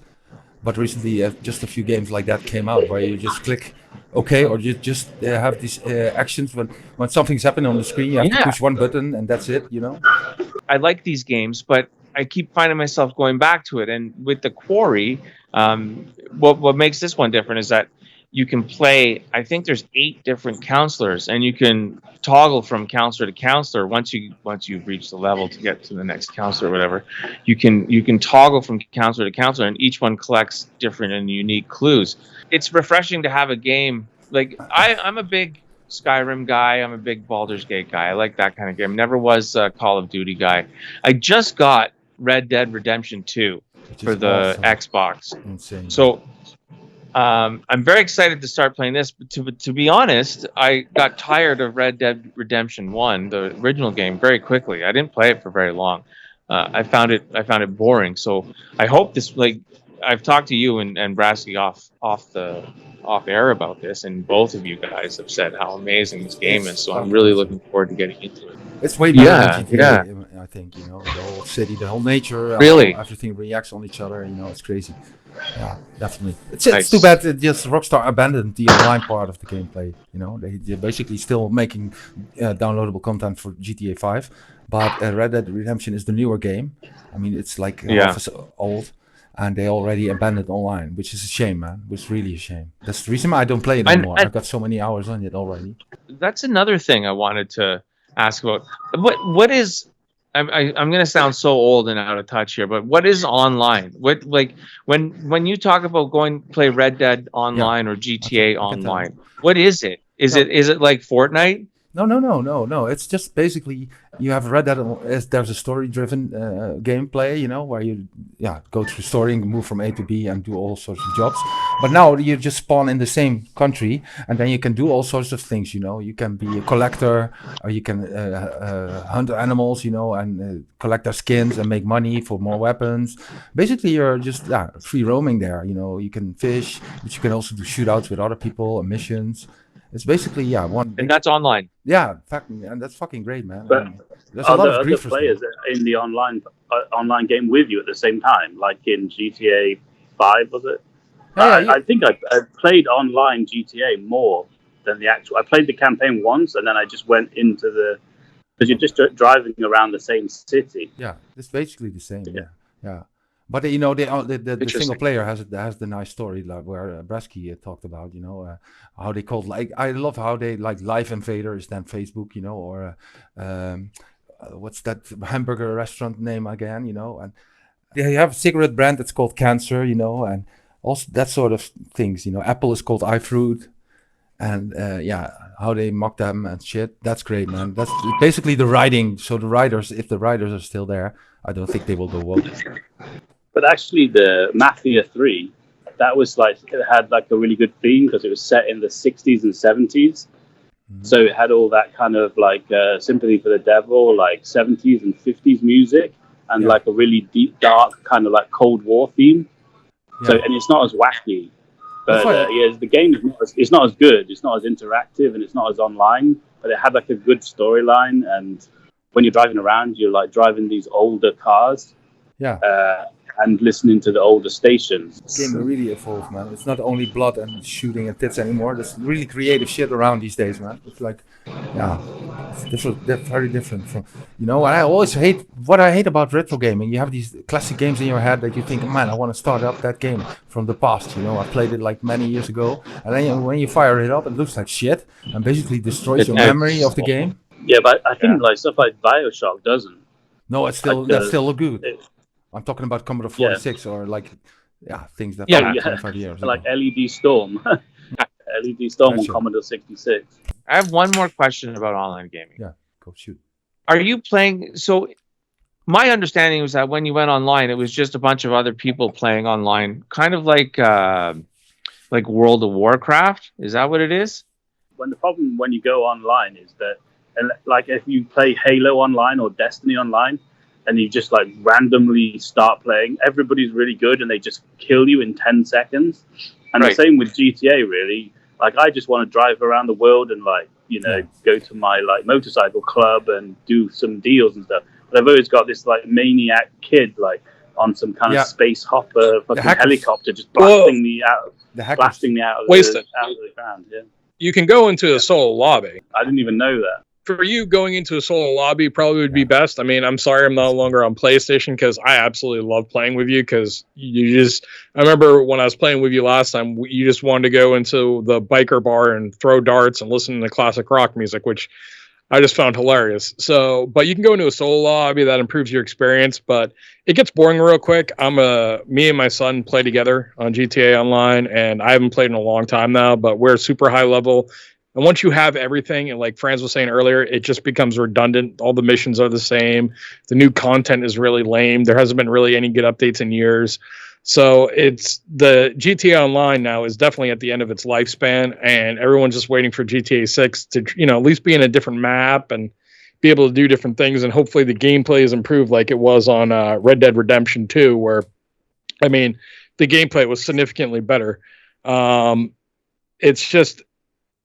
It's a situation that people are looking forward to trying to have something new or different. But overall, the state of games right now is just really, really boring, and everything's become redundant. All the games are exactly the same, and there's nothing really new that's really inspiring people to go, oh, wow, this is a great escape from the world. Kind of the world's creeping into games, and you have a bunch of like people on games that are either just, trolling or griefing. It's not a fun experience.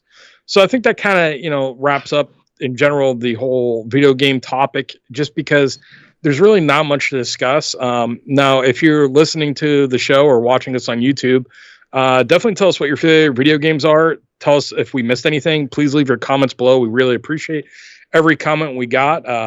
We like to respond to them. We like the fan interaction. I mean, I wouldn't even say fan, but listener interaction. That's always good to hear back from you guys. Know what's going on when what's in your mind, what we're saying. If the topics relate to you, if the topics don't, but let us know, and that way we can kind of we can adjust the show a little bit so it's better for everyone who's listening or viewing. But I think that's the state of video games. Am I wrong, boys? Is there anything I'm missing? Well, maybe there's VR. That's really new, and that's kind of where my interest lies, and that's where we are heading for the future, I think. But maybe that's a discussion for another But what's day. the cost point to enter into VR? You know what I That's mean? the thing. Yeah, I know. Because the VR I have, you also need a PC of like €1,000 to run it.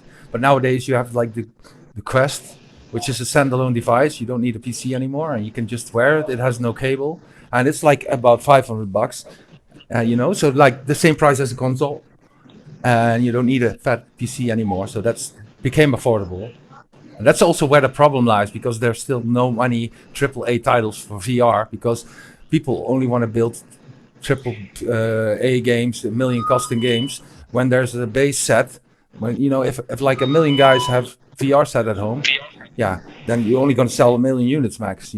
So that's also. But I don't think $500, Frans, for the majority of people, isn't a affordable price point. That's I mean, when games are $70.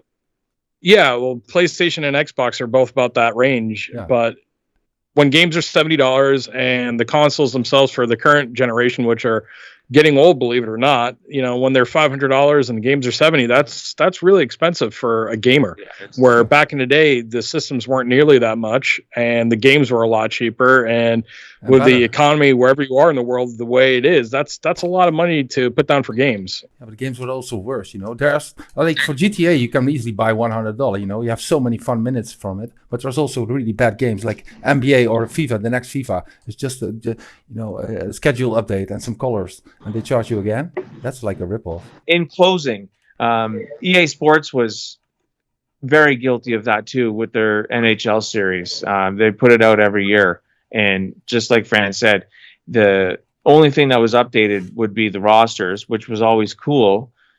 But was it worth the $70 or $80 to buy the game, right? And I think they kind of caught on, and I haven't seen an EA game in a couple years now, so I don't know how they are. But I would imagine that if I pulled one up, they'd probably be the exact same as it was. FIFA is they didn't used to charge you to actually play online, but now if you want to play online, you have to pay extra. So before you just bought like PlayStation Network and you could play online, now you actually have to pay another load of money to actually play online. So yeah, EA is famous though for this for ripping all their games.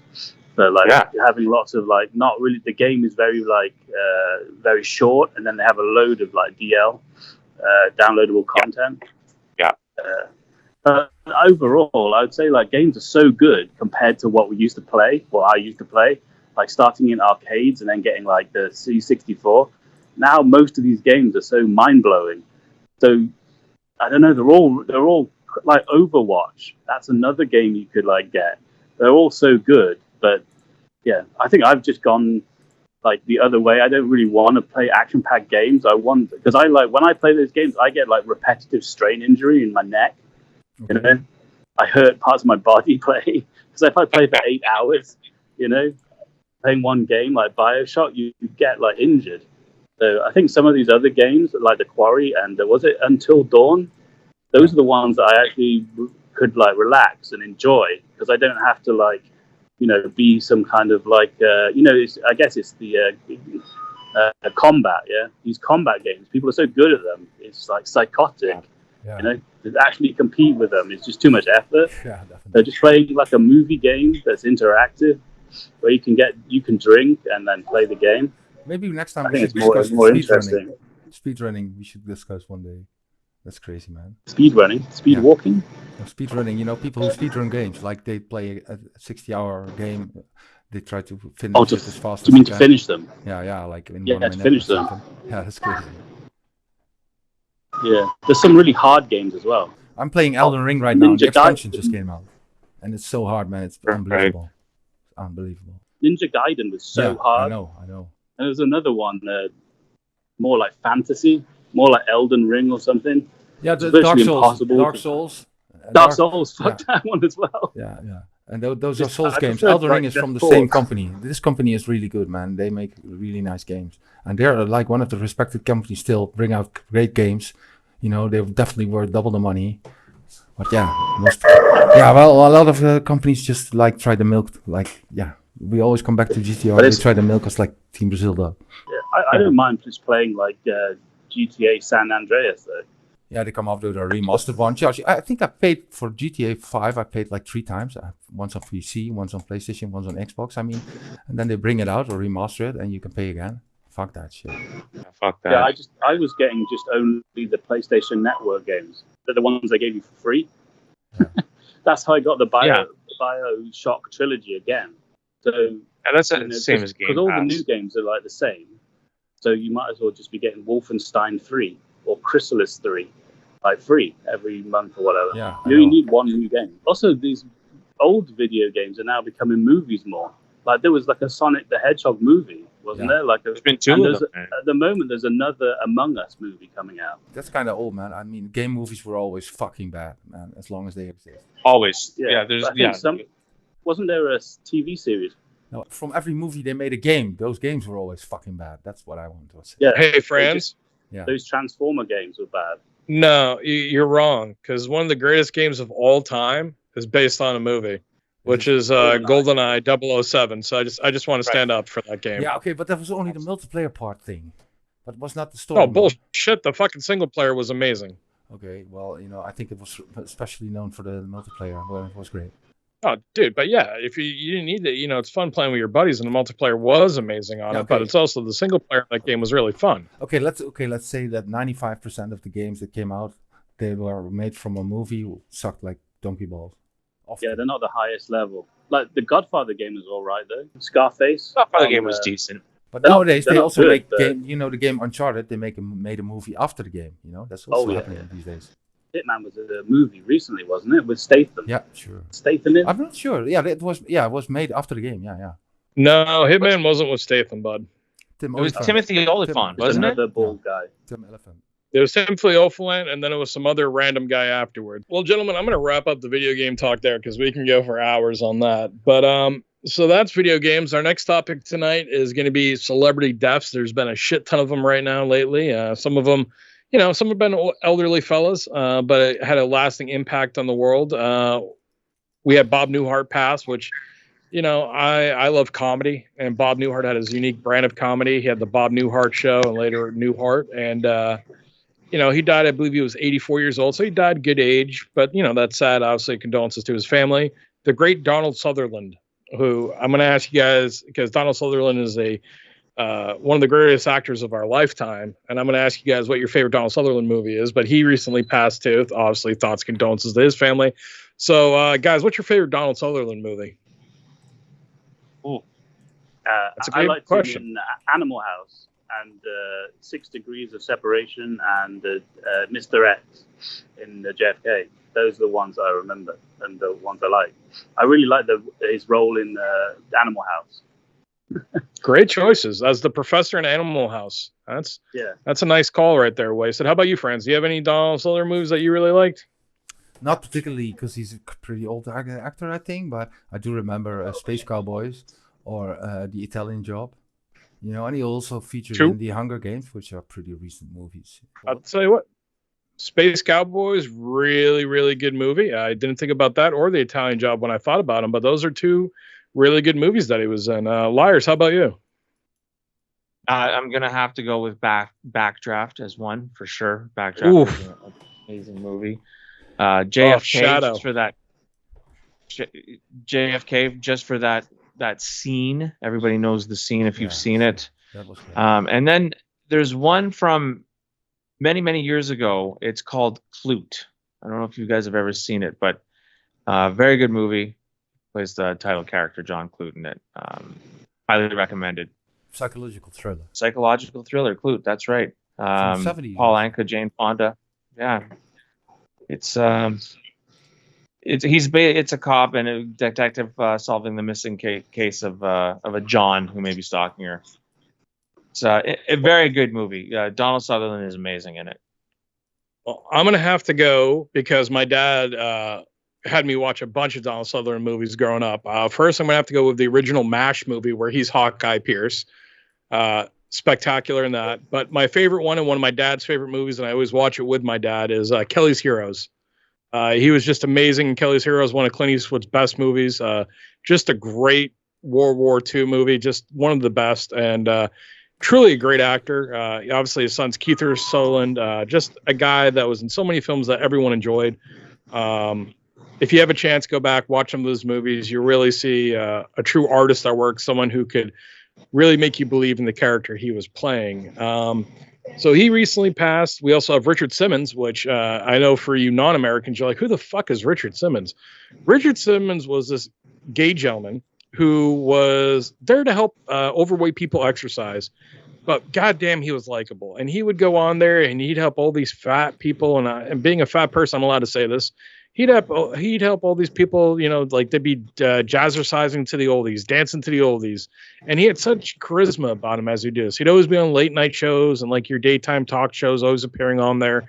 There's the great scene in the Nutty Professor movie that opens it up where Eddie Murphy's actually playing Richard Simmons as he's watching as, you know, the Nutty Professor as he's playing Professor Clump, and just hilarious scene overall. And Richard Simmons, do you guys have anything you want to add to the passing of Richard Simmons? I know Wasted, you have a little bit of a story about Richard Simmons. I hope you have that ready, so we'll hit you last. But Liars or France?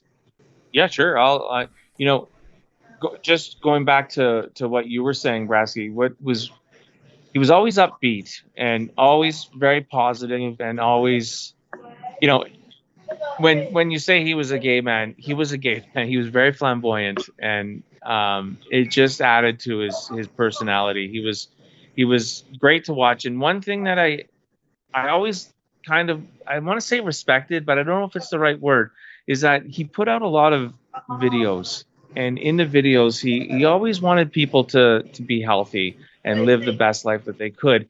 But the people that he got working out in his videos were always regular people. So they weren't like these super buff people with bodies that would seem unattainable to somebody that may be 50, 60, 70 pounds overweight, right? It was just regular people working out in his videos. So he was much like the shit radio.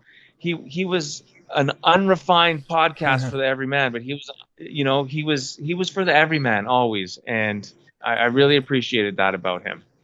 You know, let me tell you quickly about this guy, because I didn't know about the story, and you know, when I saw him, I instantly knew him because, you know, he's totally nobody in Holland, but I still did remember him from him appearing in back in the 80s or 90s, whatever it was, when he appeared in American talk shows. You know, that's where I knew him from. Yeah, I can understand. He was a big figure in the USA. What's the death cause? Do you know? He fell. He fell Didn't he? in the shower, and he didn't want to go to the hospital, and he ended up dying later that evening. But I mean, he was just a positive influence, and he just tried to help people, and that's He was really genuine. yeah. Somebody He you wasn't would he wasn't fake. He didn't give a Yeah, crap exactly. what your color, your skin was, was male, fucking female. He just tried to help people, which is really, you know, in this day and age is Yeah, unique. And fucking yes. he was a This really day and good age. person overall. Yeah. Fucking So, true, so true. There's some parts of his death and parts of his last few years of life that are really kind of shady. Which Wasted, do you have that information ready? Yeah, I think I can recall the story. Yeah. Could you tell the audience, please? Oh, I think, as I understand it, in like 2014, he kind of he stepped back from he kind of stopped doing these videos, and he kind of he wanted to kind of leave public life, and almost immediately somebody started making like a podcast about him disappearing, and it became like a hit podcast, a viral podcast. Like, was he transitioning, or was he, what had happened? Had he died? And then around, I think, 2016, his massage therapist friend, Mario Oliveira, came out and wrote a book called something like the Rich and the Evil Witch or something, a kind of ebook. And he was in the media saying that Richard Simmons's housekeeper was using like black magic and witchcraft on him to control him, to keep him out of the spotlight and to end his career. But I think maybe he had a knee injury or something, and there was a lot of speculation whether what was wrong with him. Was he depressed? Or I think he came out and said, no, I'm fine. I just, he needs to spend time on himself, because he spent his whole life, like you said, like helping other people. But his friend was saying that he was being controlled, by black magic, because he was from Brazil, and he was saying that, Brazil and Mexico, it's more of in the culture that they can summon these spirits to control people. So, I mean, it sounds a little bit like Axel and Better or something. It seems to be and maybe even Brian Wilson had those kind of things. They were saying that maybe that movie. I'm sure I watched a movie where they were basically his doctor or somebody was controlling him with these antidepressants. So it's kind of maybe a common thing. Elvis maybe as well. There was those type of things. But yeah, Richard Simmons. They thought maybe at the beginning that he'd been kidnapped. Like it wasn't true, that he just wanted to step back. I think he just disappeared from the limelight completely. That was the weird thing. Like he was so consistent on late night talk shows and being on whatever the morning shows were, that he was such a part of American culture for decades upon decades, that he just disappeared, and a lot of people were theorizing that he was being held against his will, and there was a big stories about that. But in the end, it doesn't look like that was the way. He looked like he was happy. They released a photo of him with gray hair from. He just got old. Yeah, and maybe he just wanted to step away. But for a guy like him who did so much for the world, let's hope that he's up in heaven and living a good life and jazzercising and dancing with everyone up in heaven. That's the only thing I can hope for a guy that is as nice and kind as Richard Simmons. Now on to a sadder note. Frans, I'm going to let you kind of take the lead on this. In the GNR world, there was recently a tragedy involving Slash and his family. If you want to kind of inform the audience what's going on. Yeah, so actually Slash, there was the news that Slash postponed a few shows because he's currently touring with his Serpent Festival, which was crazy because he's playing almost every day show. But and then a little later broke the news that his girlfriend Megan, she had a daughter, and she was 25 and she died suddenly, out of the blue. Apparently, she was 25, and there was a lot of talk that of course, overdoses was mentioned, but she died in someone else's house, and so that's kind of a shock because this Megan, she has this. She was called Lucy Blue Knight because I think Megan had a relationship with Mark Knight. And so they were her daughters. She has two daughters, actually. This was the oldest. And but the most weird thing is that, and that's really, really fucking weird, because when Slash broke the news, they made it official. They made a statement about it, and then when they broke the news, 45 minutes later, a message appeared on her socials, a really weird message with a weird photo. And it had a really strange message going on with it, and which suggests that she kind of, because let me just read you what she said. So she posted I say she, but yeah, I guess it's she because I think it was a draft post or like she said that post because it's weird because if she's dead, she can't post anything anymore. But she posted a pretty weird picture of herself and she said with the text, whether I made you feel excluded, manipulated, controlled you, told you quit your day job from the comfort of being financially supported by my parents, or drowned real issues in toxic positivity, I am sorry. Countless missed opportunities and connections due to a distinguishably big ego, insecure heart, and fear of being vulnerable. May my soul learn to evolve from my poor job at being Lucy Blue. Peace. And that's a fucking weird, post, after she died. It's tragic, man. Yeah, it's crazy actually. If you think about it. Absolutely. So yeah, apparently she said that message, and which kind of assumes that she committed suicide or it was planned. But yeah, really weird.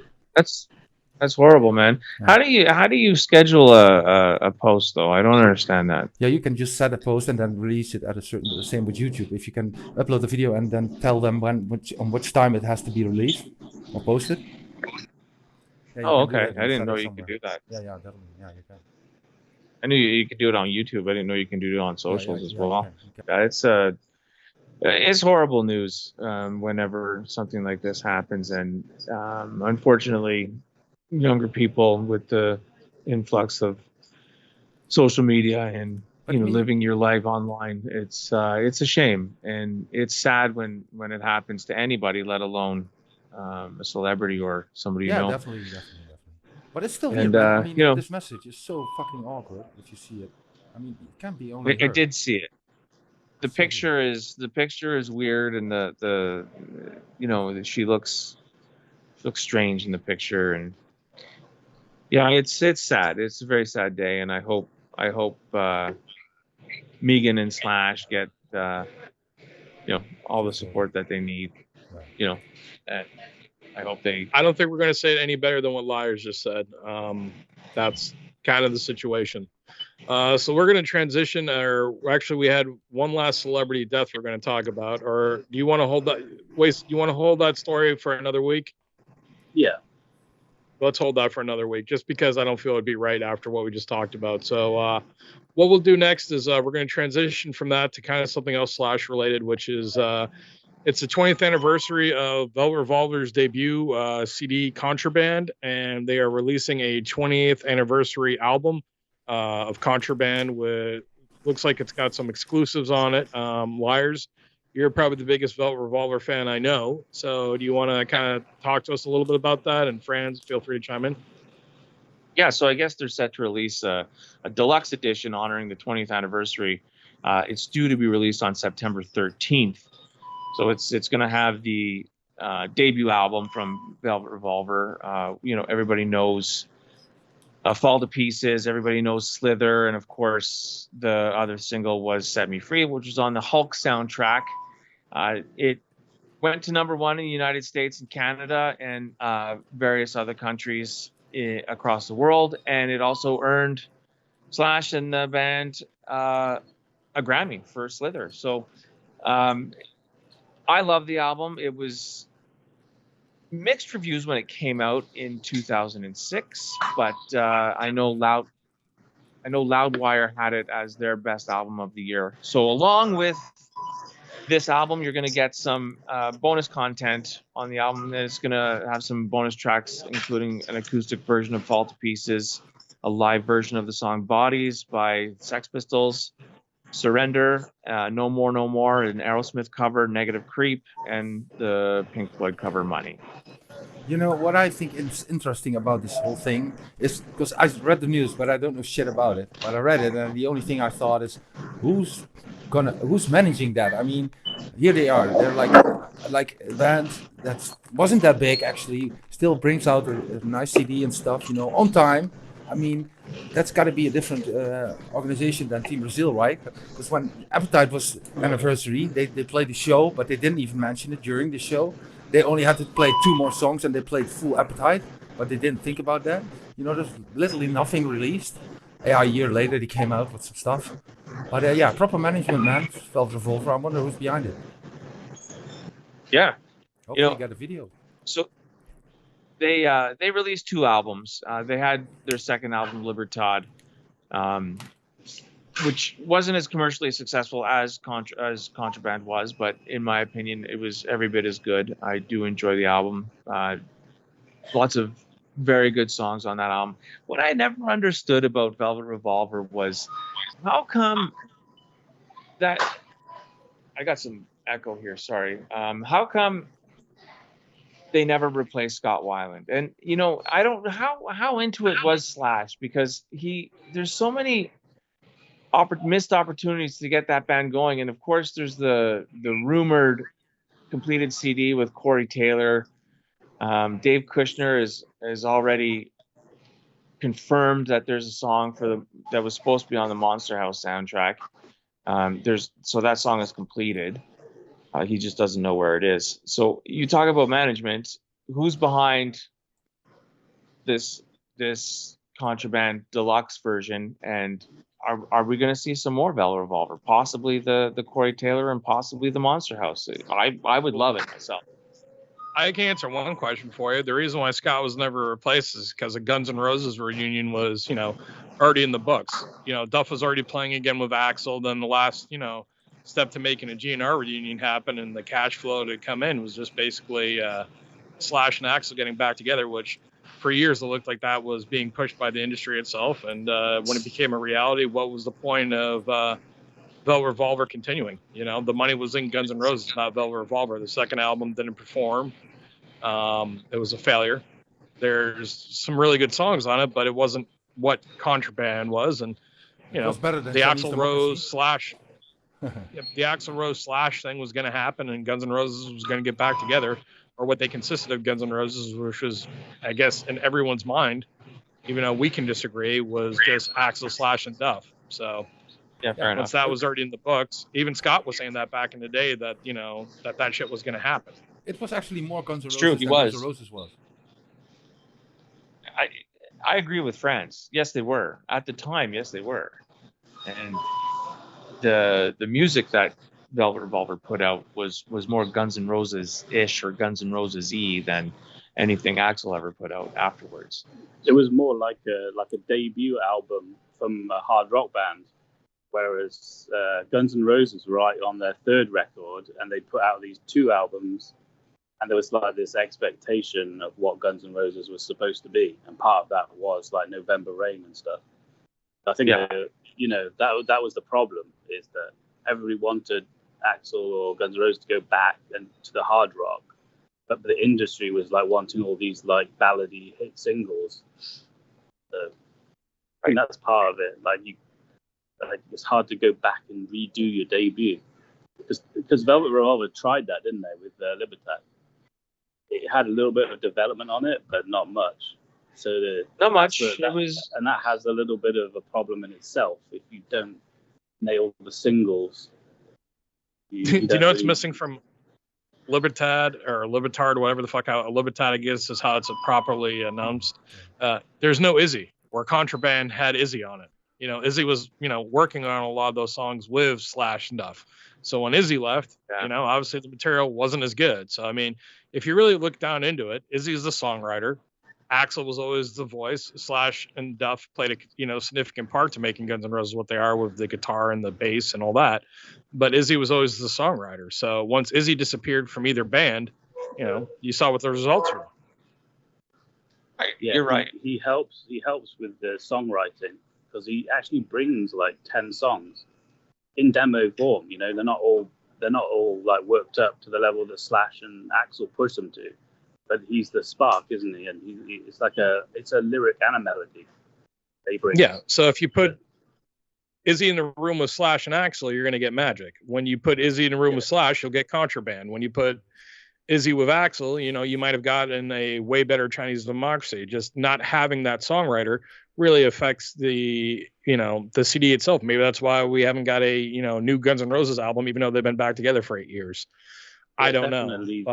Definitely, that's the easiest way for them to do a back to the basics reunion record, is they've got to get a sort of solo album's worth of material from Izzy, at least, and then Slash works on it with Duff, and then Axl sings the lyrics. But problem is Izzy's lyrics started to go a bit more and more offbeat, didn't they? You know, he wasn't writing. Maybe it's like, gone, dude. Well, it's just a different. He's like riding around in motorcycles in the desert, isn't he? Just going to Needles or whatever. He's not writing like the Brownstone or a Night Train kind of lyrics. You know, or Dust and Bones. It's like signing off with Dust and Bones in 14 years. It's he kind of came to the end of his kind of Guns N' Roses arc in songwriting. So what's he supposed to write about when he comes back? He's not going to be like, I'm back, boys. I don't know. Wasted.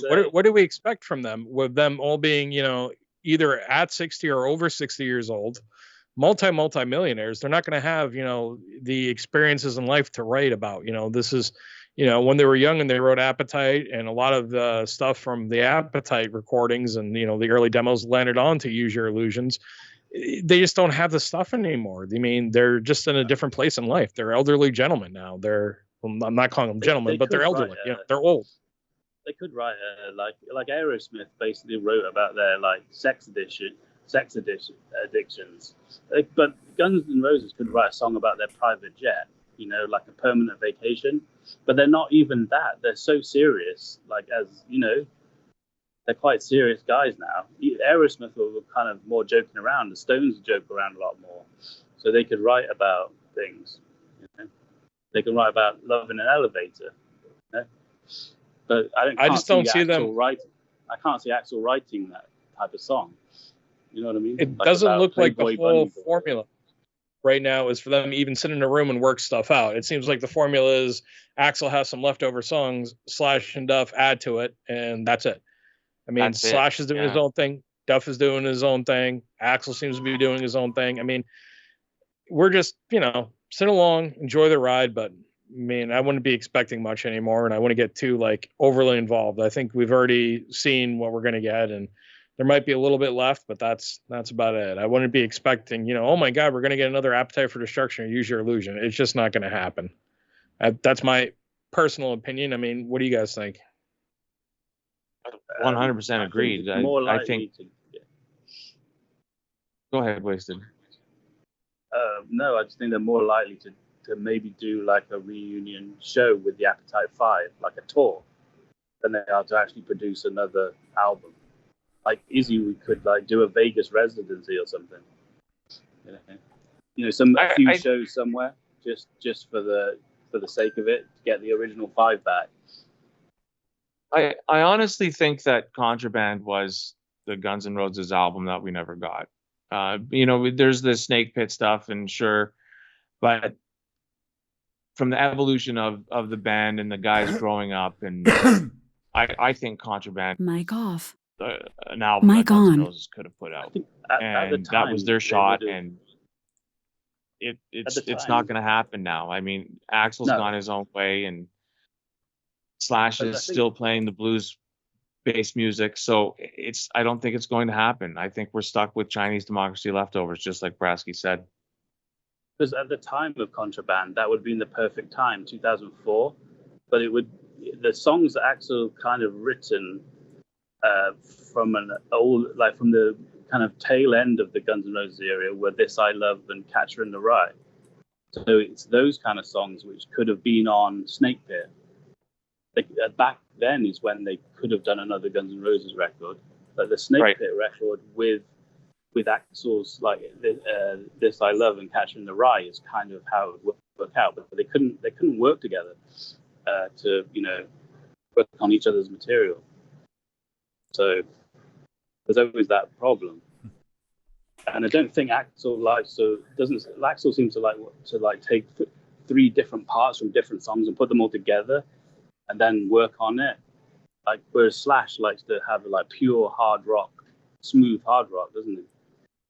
Frans, what do you think? Well, even did you ask me something, Brasky? I heard you saying my name. So what do you think? I was just asking what your thoughts were. We were kind of summarizing what we think is just basically that Guns N' Roses is what it is now, and that they're all in their separate ways, and not to expect a new album, and, you know, everything left is going to be just Chinese Democracy Leftovers, and there's not going to be a time where all of them sit down and do an album.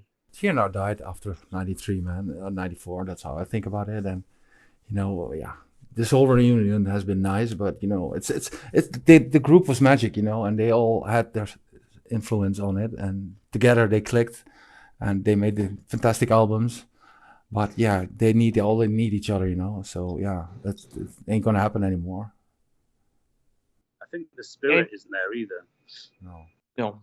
The sort of energy that they had then in like 87 or 89 or whatever. It's just not. It's not the same. It's not going to be really going to define Guns N' Roses, even if they did do it.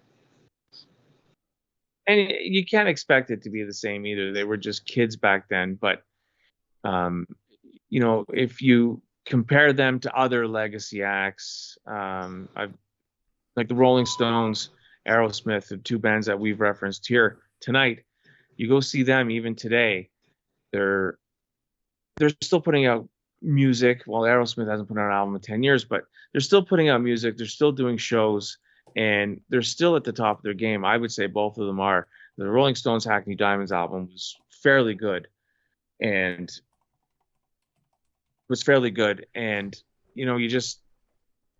they seem to be together, and even though like it's well known or well documented, I should say, that Aerosmith, they don't like each other. They don't talk to each other when they're not together. But there's still the magic is still there with them, as is with the Rolling Stones. And you just don't see this with Guns N' Roses anymore. I think with the Guns N' Roses, in terms of songwriting, it's the fact that the difference between Guns N' Roses and these other bands like Stones and Motley Crue or Kiss even, is that they were always real. Like Axl was always writing songs really about what he was experiencing right then, and he didn't. And when he changed his situation with Use Your Illusion, he was writing about something different. And then when things changed again with Chinese Democracy, he wrote about something different.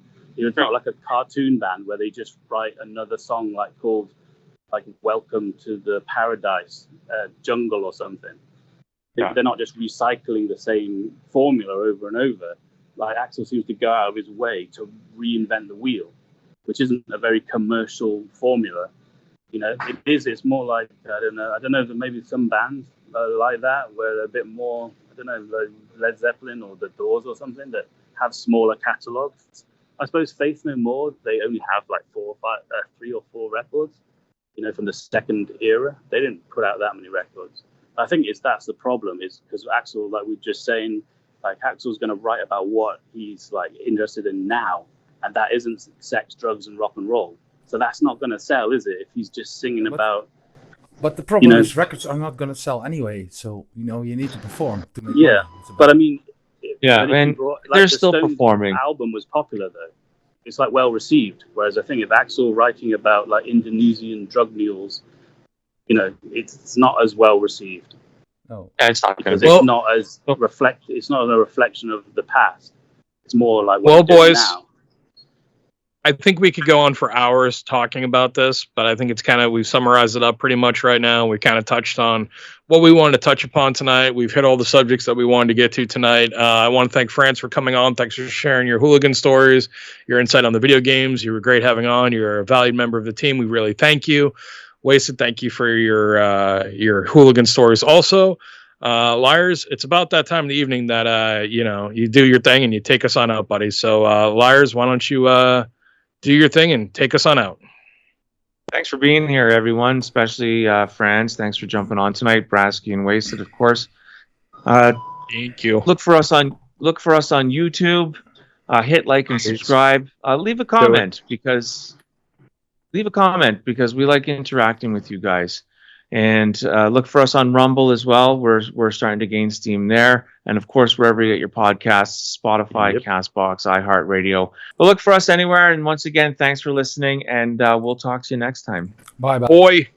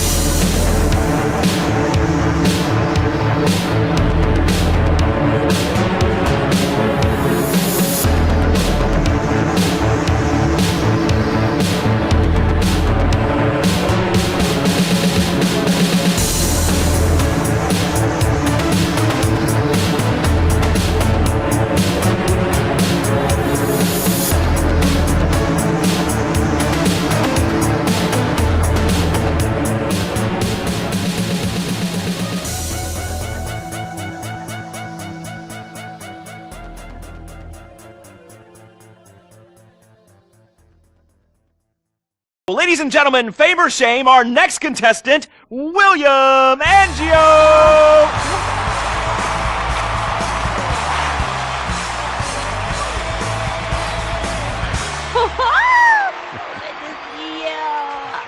All right, come on. we got a show to do. You really suck, dude. Wait a second. Lovely. How could I suck? I host a talent show, all right? I'm on national television, and I get paid a lot, all right? And I get chicks. Here, smell. No, God. All right? Oh, sorry, that was a sandwich. Smell. No, I don't want to smell your She face. wasn't even that fat, all right? So I'm not gay. All right? Whatever, let's get to it, okay? I am so desperate to hear you sing. I mean, last time you were fantastic. So you're going to do a Love Fist classic, right? It was #1 in Germany for 19 weeks.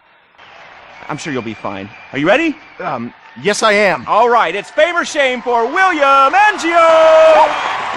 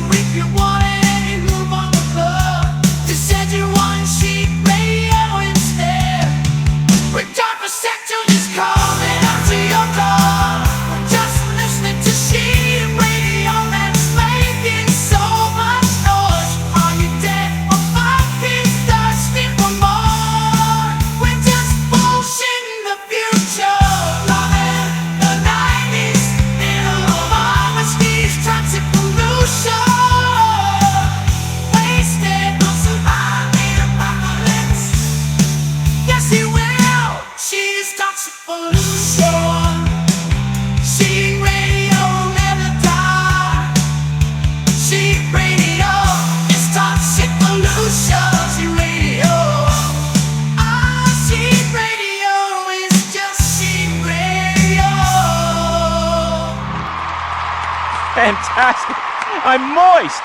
Let's take a break before we hear from the judges and find out if that was fame or shame. Whew, what do you guys think? You want to come see my trailer later? Come on. Come on.